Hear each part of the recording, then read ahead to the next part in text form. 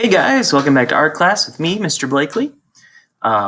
So, just like usual, what you see on the screen, that's what we are going to be doing today. We are moving into a pop art unit. So, I realize that on the screen it does not say pop, but actually says POW. But this is a pretty famous art movement. Maybe a lot of you have heard of it or seen some of the stuff, the Andy Warhol soup cans, or I have just a ton of it in my room. So, yeah, pop art. The actual piece of art or pieces of art that inspired today's lesson are by an artist named Roy Lichtenstein. And he was a guy who liked to take a lot of inspiration from comic books. And this was certainly something that you would have seen in a comic book at the time, this big onomatopoeia, this big, sound, a word that's a sound.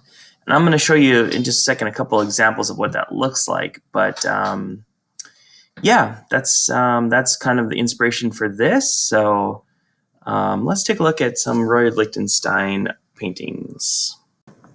All right, and here's a few works of art by Roy Lichtenstein. This one's called Zip, for obvious reasons. This one's called Sweet Dreams Baby, and these are, I think those two are both from 1963.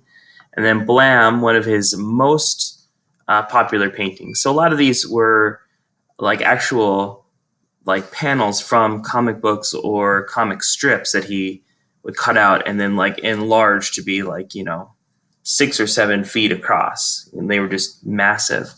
And that was a big thing with pop art, like taking different things from pop culture, from popular books, movies, magazines, and turning them into these huge art objects. So you can see, and of course, one thing that I wanted to sort of touch on here is that these are onomatopoeias.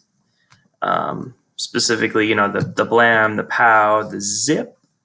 So they're words that are sounds, like action words, sound words, right? So the sound of an explosion is not boom, it's that actual sound, but then an onomatopoeia is a word that we take and use to represent that. So this was a big thing for him. He really liked how dynamic these things were, and so he did a lot of works of art that were these sort of onomatopoeia things. So grab your pencils, grab your paper, grab something to color with, and we are going to get started on our drawing. All right, so the first step is to actually start drawing the letters. So we're going to start with our P.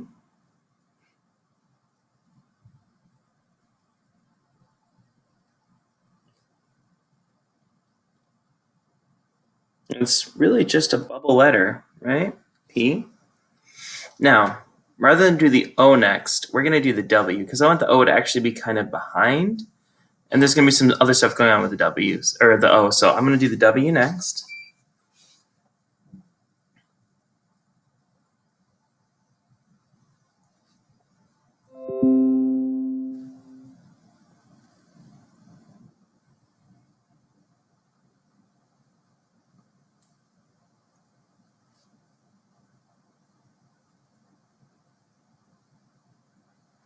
Okay. So, because this is a fairly simple composition, right? It's literally a word with some stuff around it. We're going to do a few things to try and make it a little more sophisticated, one of which is just play with overlapping. And that's what the O is going to be here. So it's going to go from here. It's going to start on the P, and it's going to go over and then come down right behind there. Bottom, bring it back the other way. All the way until it hooks up to there. Okay, now part of what makes this so dynamic is that the middle of the O has that starburst. So that's the thing I'm going to do next. So I'm going to go and make this sort of starburst pattern.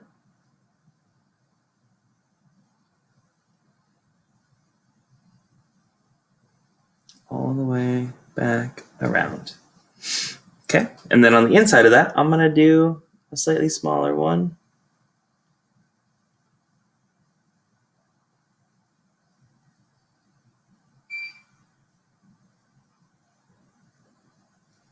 And so basically just doing an inside border there. All right. Now, next up, let's fill in the P. And the P kind of has the same thing. Oh, I'm sorry. Before we do that, I do want to actually just do the suggestion of the circle that would be the middle of the O. Right there. There's a few spots where that might actually come out. Just a little something like that. Cool. So I think that the middle of the P should also have something. And because there's going to be a larger sort of star burst thing in the background, I maybe want a little of that poking through the P. So what I'm going to do is this. I'm going to draw just a little bit of that in here and then finish the inside part of the P. So let's just do kind of the point of that like that. And that's, again, that starburst in the background coming through. And then now, let's go ahead and actually make the inside part of the P. And just make sure that that's just going like, okay, nice. So next, since we started that starburst thing, let's continue it. So it's like this. It's going to continue up and over and back behind here. We'll come out the bottom. Well, then we'll want that, I think. Let's do that a little bit up higher. Okay. And then come down and go back behind there. We just peek out a little bit right there. Cool. And let's do a second one that's slightly offset from that. So it'll be peeking out from here, from behind the P, coming out like that, coming out like that. And one thing to think about as we're, oops, didn't quite finish that, as we're doing this is just like think about overlapping and the fact that we're doing the things in the foreground first, moving back. It's almost like the opposite. If we did this as a collage, we would start with the background layers and we'd move forward. As we're drawing, we want to start the foreground and move backwards so that we're not having to erase stuff all the time. All right. And then let's bring it up here. Let it go up behind like that, and boom. So a few more things. Already, I think this looks pretty cool and dynamic. We haven't even really been working on it that long. Let's add maybe some stars and some other just sort of like flary kind of things. All right, so I'm gonna add a little star over here.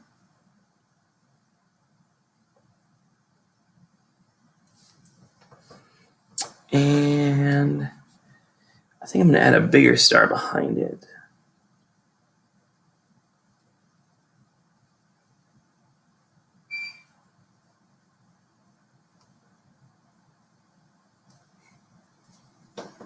And then I kind of want these to look really dramatic. So I'm going to do some of these motion lines. And a lot of this is like, stuff that Roy Lichtenstein sort of took from comics. Maybe like a little star down here. Like some lines going this way. This is the kind of thing that you can definitely sort of freestyle it and make it your own. What else? Maybe some like lines. Some lines. It's like maybe one more, like a tiny star over here. Or not a tiny, but a smallish star.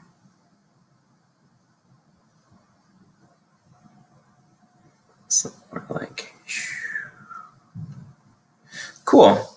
So at this point, go ahead and color it. And again, guys, I say it before, I'll say it again. Feel free to freestyle it. Feel free to add your own colors. Maybe you could even add some patterns or something within this if that's what you're feeling like doing. I'm cool with that. But yeah, you saw my example at the beginning. Go ahead and do yours up. take a picture, turn it into me. If you haven't, some of you I still don't have assignments from previous weeks. If you haven't done those, please get those to me. Oh, and this is due. Check my handy dandy little calendar here. This is due on the 18th. We're getting real near the end, folks. All right. Well, yeah, it was awesome to spend some time with you, and I look forward to seeing how yours turns out. We'll see you later.